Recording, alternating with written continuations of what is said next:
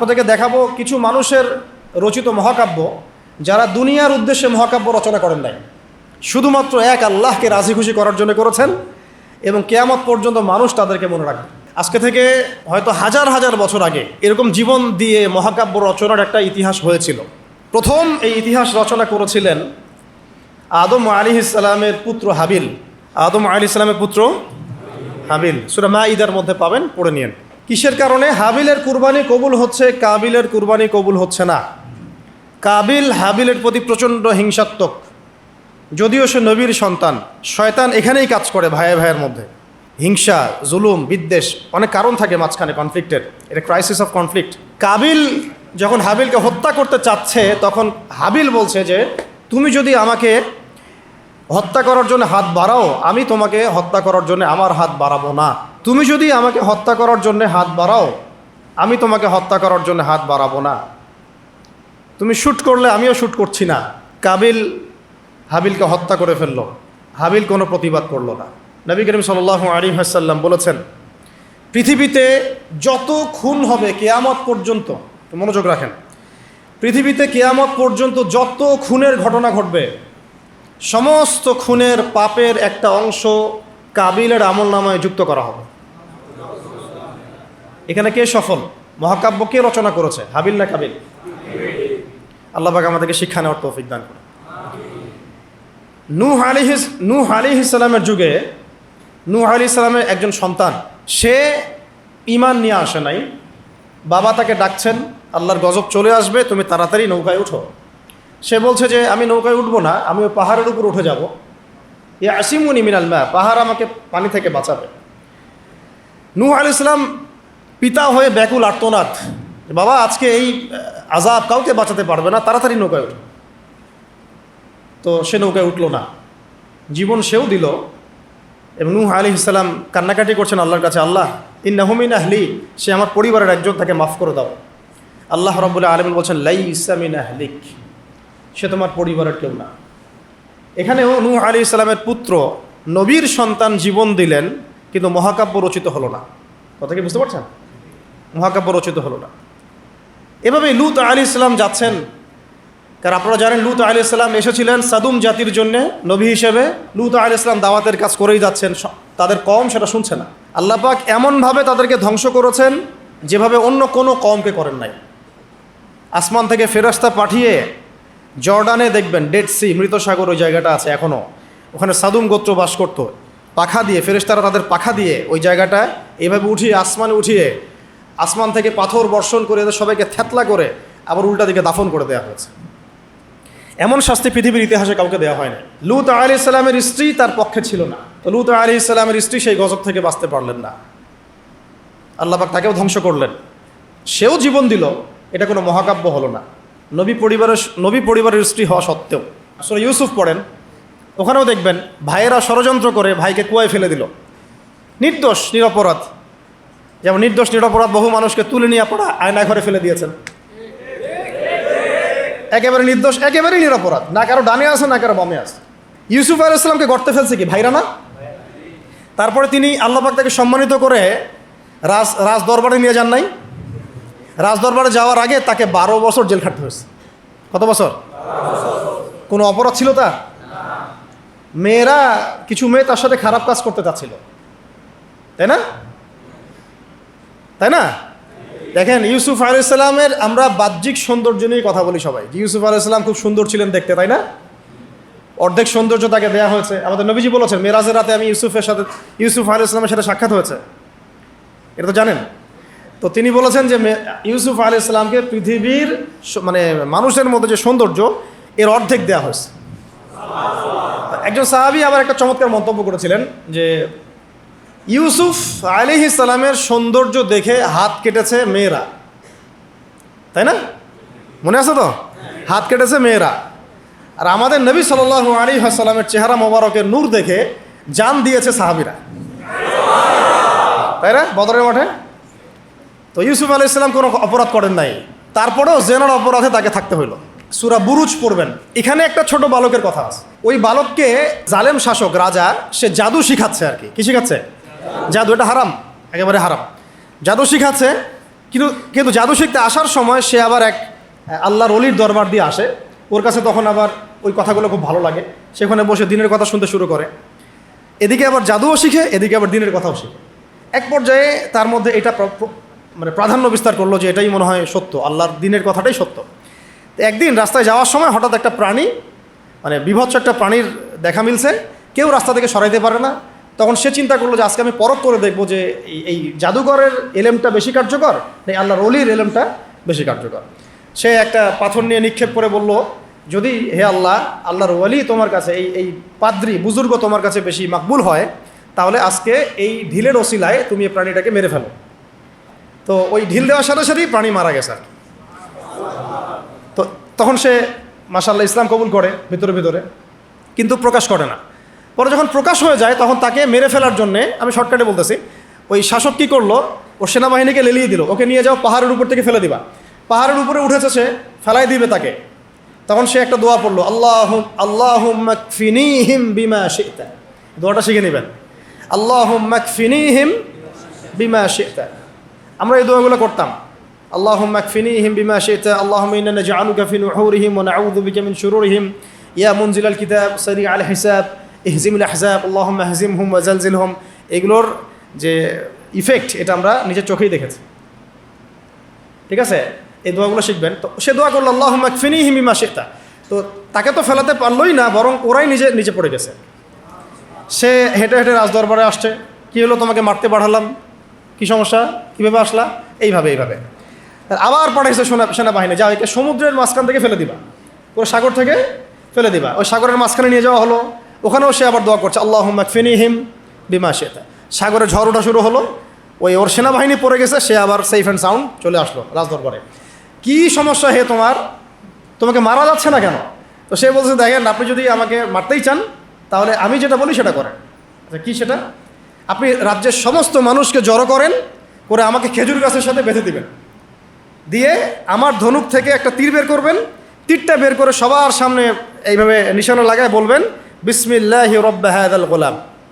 মানে হচ্ছে আমি এই ছেলেটার রবের নামে তীর নিক্ষেপ করছি। কি বুঝলেন? আমি এই ছেলেটার রবের নামে তীর নিক্ষেপ করছি। তো রাজা তো ব্যাস, যারা একটু ক্ষমতাশীল হয় তারা একটু মোটা বুদ্ধির হয়। তো তারা এই কাজই করলো, সমস্ত লোকজনকে জড়ো করে বিসমিল্লাহি রব্বি হাযাল গোলাম নিক্ষেপ করলো। ছেলেটার হাদিসের মধ্যে আসছে, ছেলেটার এই জায়গায় তীর ঢুকে দিক দিয়ে বের হয়ে গেছে। তো সে শহীদ হয়ে গেছে, আলহামদুলিল্লাহ। এমন এই দৃশ্যটা দেখার পরে ওইখানে উপস্থিত সব মানুষ ইনস্ট্যান্ট দেন লা ইলাহা ইল্লাল্লাহ এটা সাক্ষী দিয়ে মুসলিম হয়ে গেছে। তাহলে মহাকাব্য রচিত হলো। তো তখন এই রাজার তো মাথা খারাপ, আরে একজনকে নিয়ে পারি না এবার সবাই। তখন ওইখানেই গর্ত খোঁড়া হয়েছে, গর্ত খুঁড়ে সবাইকে আগুনের মধ্যে নিক্ষেপ করা হয়েছে। এই ঘটনার নাম আসহাবুল উখদুদ। আসহাবুল, সূরা বুরুজের মধ্যে পাবেন। মহাকাব্য রচিত হয় নাই। ওই সময় এক মায়ের একটা সন্তান, হ্যাঁ, মা লাফ দিবে আগুনে, কিন্তু সন্তান আছে, সে হেজিটেট ফিল করতেছে। তখন ওই সময় সন্তানের জবান আল্লাহ পাক খুলে দেন, দুধের বাচ্চা কথা বলে ওঠে। এই দুধের বাচ্চা তখন কথা বলে ওঠে যে মা তুমি চিন্তা করো না, মা তুমি চিন্তা করো না, তুমি লাফিয়ে পড়ো আগুনে, ইনশাআল্লাহ আগুনের পরেই জান্নাত আছে। তো এরকম ঘটনা আরও ঘটছে। ফেরাউনের দাসী, ওই যে আসিয়া, নাম মনে আছে তো? অনেকে আসিয়া বলে, অনেকে অন্য নামও বলে। তার সন্তানকে এভাবে গরম তেলে ফেলে দেওয়া হয়েছিল, এবং তাদের সেই যে মাকবারা, কবর, সেখান থেকে নবী সাল্লাল্লাহু আলাইহি ওয়াসাল্লাম তার যে জান্নাতের ঘর, আল্লাহ পাক তাকে জান্নাতের ঘর দিয়েছেন, ওই ঘরের যে ঘ্রাণ, এটা নবী সাল্লাল্লাহু আলাইহি ওয়াসাল্লাম মেরাজের রাতে পেয়ে এসেছেন। সুবহানাল্লাহ। এগুলো কিন্তু মহাকাব্য রচিত হয়েছে। ফেরাউনের দাসী মহাকাব্য রচনা করেছেন। আসহাবুল উখদুদের এই বালক মহাকাব্য রচনা করেছেন। ওই উখদুদের সেই মানুষগুলো মহাকাব্য রচনা করেছেন, তারাও জীবন দিয়েছেন, তাদের জীবন দেওয়া ব্যর্থ হয় নাই। হয়েছে না? এরকম আরও অনেক হিস্ট্রি আছে, একটা করে বলতে গেলে অনেক। একটা কথা মনে পড়লো যে সূরা ইয়াসিন আপনারা পড়েন না অনেকেই? সবাই সকালবেলা সূরা ইয়াসিন পড়বেন, আমলটা করবেন। ফজরের নামাজের পরে সূরা ইয়াসিন পড়ার অভ্যাস করেন। আমি তো বলি সূরা ইয়াসিন মুখস্থ করে ফেলেন। কিছু কিছু বিষয়ে নবীজি চাইতেন যে উম্মার কলিজার মধ্যে থাক। তার মধ্যে সূরা মুলক আছে, তিনি চাইতেন সবার যেন এটা হিফজ থাকে। সূরা ইয়াসিন একটা অনবদ্য সূরা, এটা আপনার যে কোনো হাজতও পূরণ করতে পারে ইনশাআল্লাহ। আপনি আল্লাহর হেফাজতে থাকবেন। তো এখানে দেখবেন পড়তে পড়তে পড়তে এক জায়গায় পাবেন যে একটা করিয়া মানে গ্রামের মধ্যে 3 জন ব্যক্তিকে আল্লাহ পাক নবী করে পাঠিয়েছে একই সাথে, মানে একই সাথে 3 জন নবী একটা এলাকার মধ্যে, ঠিক আছে। তো তারা দাওয়াতি কাজ করছিলেন। তো দাওয়াত অনেকে বেশিরভাগই কবুল করছিল না, কিন্তু দূর থেকে একজন লোক দৌড়ে আসছে ইসলাম কবুল করার জন্যে, বা সে আগে হয়তো কবুল করেছিল, দৌড়ে এসে কওমকে বলছে যে হ্যাঁ আমার কওম এই রাসূলদের অনুসরণ করো, তারা তোমাদের কাছে কোনো আজর চাচ্ছে না, রাসূলের অনুসরণ করো। তো এই ব্যক্তির নাম হচ্ছে হাবিবে নাজ্জার। হাবিবে নাজ্জার, এটা নিয়ে আমার আরেকটা আলাদা লেকচার আছে, ওইখানে সবগুলো আয়াতগুলো ব্যাখ্যা করেছে, এই জন্য এখানে বললাম না। শর্ট করে বলতেছে, হাবিবে নাজ্জারকে তারা হত্যা করে এবং তাকে হত্যা করার পরপরই মানে সাথে সাথেই আল্লাহ রাব্বুল আলামিন তাকে জান্নাতে তার থাকার জায়গা দেখায় দেয় এবং সে বলে যে ইয়া লাইতা কওমি ইয়ালামুন, হায় আমার কওম যদি জানতো যে আজকে আমি কত সফল। হয়তো আমাদের শহীদ ভাইরা এই কথাই বলতেছে যে আমাদের কওম যদি জানতো যে আজকে আমরা কত সফল। তো এই হাবিবে নাজ্জারের জীবন দেয়াটা কিন্তু মহাকাব্যে পরিণত হয়েছে। আসহাবুল কাহফও জীবন না দিলেও তারাও কিন্তু তাদের পুরো সভ্যতা থেকে বেরিয়ে গিয়েছিলেন। একটা শিরকে পরিপূর্ণ সভ্যতা, জুলুমের পরিপূর্ণ সভ্যতা থেকে তারা বেরিয়ে গিয়েছিলেন। আল্লাহ পাক তাদেরকে 309 বছর ঘুম পাড়িয়ে রেখেছেন। এখান থেকে আমরা বুঝি যে আপনি যদি আল্লাহর প্রতি পূর্ণ তাওয়াক্কুল করেন, ঈমান আনেন, আল্লাহ পাক ঘুমের মধ্যেও আপনাকে সাহায্য করতে পারবেন। তারা ঘুমিয়েছিল যখন, আল্লাহ রাব্বুল আলামিন ফেরেশতাদেরকে দিয়ে তাদের পাশ পরিবর্তন করিয়েছেন, ডান থেকে বামে, বাম থেকে ডানে। ঘুমিয়ে থাকলে আল্লাহ পাক আপনাকে ফেরেশতা দিয়েও সাহায্য করতে পারেন যদি আপনি হকের উপরে থাকেন। তারাও কিন্তু জীবন বিসর্জন দিল, এটা কিন্তু মহাকাব্যে পরিণত হয়েছে। শুধু মহাকাব্য না, তাদেরকে যখন 309 বছর পর জাগ্রত করা হয়, তখন এমন একটা সম্প্রদায়ের উপর জাগ্রত করা হয়েছে যেই সম্প্রদায় আল্লাহকে বিশ্বাস করতো, কিন্তু পরকালে রেজারেকশন যেটা হবে, পুনরুত্থান, এইটাতে বিশ্বাস করতো না। 309 বছর আগের এই কয়েকজন মানুষকে দিয়ে আল্লাহ পাক 309 বছর পরের একটা সভ্যতাকে হেদায়েত দিয়ে দিয়েছে। তাহলে মহাকাব্য রচিত হয় নাই? আল্লাহ আমাদেরকে বোঝার তৌফিক দান করুন। নবী মুসা আলাইহিস সালাম ফেরাউনের যে কবল, এখান থেকে নাজাত দেওয়ার জন্য মুসা আলাইহিস সালামকে আল্লাহ পাক পাঠান নাই? তার ভাই হারুন আলাইহিস সালাম তার সাথে ছিলেন। দেখেন, ফেরাউন কিন্তু জানতো, তাকে ভবিষ্যৎবাণী করা হয়েছিল একজন বালকের জন্ম হচ্ছে শীঘ্রই, তোমার রাজপ্রাসাদ একদম কাঁপাই দিবে। কিন্তু তখন কিন্তু সে কী শুরু করলো? সব ছোট ছোট বাচ্চাদেরকে হত্যা করা শুরু করলো। তো ফেরাউনের ঘরেই লালিত পালিত হচ্ছেন মুসা আলাইহিস সালাম। অনেক ঘটনা, বনু ইসরাইলের উপর অনেক নির্যাতন করা হয়। এই নির্যাতনের হাত থেকে আল্লাহ পাক উদ্ধারের জন্য মুসা আলাইহিস সালামকে পাঠান। তিনি একটা দোয়া করতেন, সেই দোয়াটা আমাদেরও করা উচিত। তিনি বলতেন, রব্বি ইশরাহ লি সাদরি ওয়া ইয়াসসির লি আমরি ওয়াহলুল উকদাতাম মিন লিসানি ইয়াফকাহু কওলি। তো শেষমেশ বনু ইসরাইলকে মারার জন্য ফেরাউন দলবল নিয়ে কোথায় গেল? লোহিত সাগরের কাছে। দলবল পিছনে, সামনে লোহিত সাগর, এখানে হচ্ছে বনু ইসরাইল আর মুসা আলাইহিস সালাম। পিছনেও যাওয়ার কোনো রাস্তা নাই, সামনেও যাওয়ার কোনো রাস্তা নাই। এবার যদি মানে আল্লাহ পাক কোনো রাস্তা না খুলেন, তাহলে হয় সাগরে ডুবে মরতে হবে, না হলে বনু ইসরাইল এই ফেরাউনের হাতে মারা যাবে, দলবলের হাতে। তখন এই যে একটা কথা, তখন বনু ইসরাইলের মধ্যে একজন ব্যক্তি মুসা আলাইহিস সালামকে বলেছিল, ইয়া মুসা, হে মুসা, ইন্না লামুদরাকুন, আমরা তো ধরা পড়ে গেলাম। কি বলেছে? ইন্না লামুদরাকুন, আমরা তো ধরা পড়ে গেলাম। তখন মুসা আলাইহিস সালাম ব্যর্থহীন ভাষায় বলেছেন, কাল্লা, কশ্চিন কালেও নয়। তোমরা বলছো আমরা ধরা পড়ে গেছি, কশ্চিন কালেও না। আমার রব আমার সাথে আছেন, নিশ্চয়ই তিনি আমাকে পথ দেখাবেন। বলার সাথে সাথেই মুসা আলাইহিস সালামের কাছে ওহী আসলো, লাঠিটা ছুঁড়ে মারেন। লাঠি ছুঁড়ে মারলেন, এই লোহিত সাগর চিরে 12টা রাস্তা হয়ে গেল। তাই লোহিত সাগর আমরাও সফর করছি, গেলে বুঝতে পারবেন যে কিভাবে সম্ভব এখানে এইভাবে রাস্তা হওয়া। সুবহানাল্লাহ। এভাবে আল্লাহ পাক একটা মাজলুম সম্প্রদায়কে মুক্তি দিলেন, আর পুরা ফেরাউনের দলবলকে ওইখানেই ডুবাই মারলেন। মারেন নাই? সদল বলে ডুবে মরতে হবে যদি আল্লাহর বিধানের বিরুদ্ধে চলে যান। বাংলাদেশে একটা নজির তো হয়ে গেছে, এরপরে যারা আসতেছেন তারাও যদি একই রকম পথে হাঁটেন, আপনাদেরকেও এইভাবেই মরতে হবে। তখন কেউ কিন্তু আপনাদেরকে বাঁচাইতে পারবে না। সতর্ক হয়ে যান, ইতিহাস থেকে শিক্ষা নেন। ভুলেও নতুন বোতলে কোনো পুরাতন মদ খাওয়াইতে আসবেন না। ভুলেও নতুন বোতলে কোনো পুরাতন মদ খাওয়াইতে আসবেন না। আমরা কোরআন থেকে শিখবো, হাদিস থেকে শিখবো, নবীর সুন্নাহ থেকে শিখবো, সিরাত থেকে শিখবো। একটা বিষয় আমাদের সামনে স্পষ্ট যে আমরা মুসলিম পরিবারে জন্মগ্রহণ করেছি, আমাদের রব একজন, আমাদের নবী একজন, আমাদের আসমানি কিতাব একদম ফাইনাল টেস্টিমেন্ট, এর কোনো ব্যত্যয় নাই, সংযোজন বিয়োজনের কোনো সুযোগ নাই। সুন্নত স্পষ্ট, নবীর তরিকা স্পষ্ট, দিন ইসলামও পরিপূর্ণ। নাকি দিন ইসলামে কিছু আছে কিছু নাই, এমন কি বিষয়টা? পরিপূর্ণ একটা জীবন ব্যবস্থাকে আমরা কমপ্লিট কোড অফ লাইফ বলি। এটা কোনো ধর্মের নাম নয়, এটা একটা জীবন ব্যবস্থার নাম। ইসলাম শুধু ধর্মের নাম নয়, এটা একটা পরিপূর্ণ জীবন ব্যবস্থার নাম। এখন এইটা নবীজি কি শুধু নিজেই আমল করেছিলেন না মানুষকেও দাওয়াত দিয়েছেন? এখন শুধু কি দাওয়াতই ছিল নাকি পুরো দিনটাকে আরবের মধ্যে প্রতিষ্ঠা করে দিয়ে চলে গেছেন?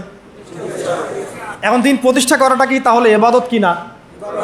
মানে ইবাদত করতে গেলে অনেক সময় অনেক রকম সুরতে আমাদের কাজ করতে হবে। কখনো সবর করতে হবে, কখনো দাওয়াত দিতে হবে, কখনো হয়তো হিজরতের বিষয় আছে, কখনো কি বলবো দাওয়াতের সাথে জিহাদের ব্যাপার জড়িত থাকতে পারে, কখনো দেখা যাবে পররাষ্ট্রনীতি অ্যাপ্লাই করতে হচ্ছে, কখনো সন্ধি করতে হচ্ছে। সিরাতের মধ্যে কিন্তু সবই আছে। পুরো সিরাতটা আপনারা পড়বেন, এটা আমার রিকোয়েস্ট যে আগামী 1 মাসের মধ্যে 1 মাস সময় নেন, আল্লাহ চাইলে 1 মাস পরে আবার বসবো ইনশাল্লাহ আমরা।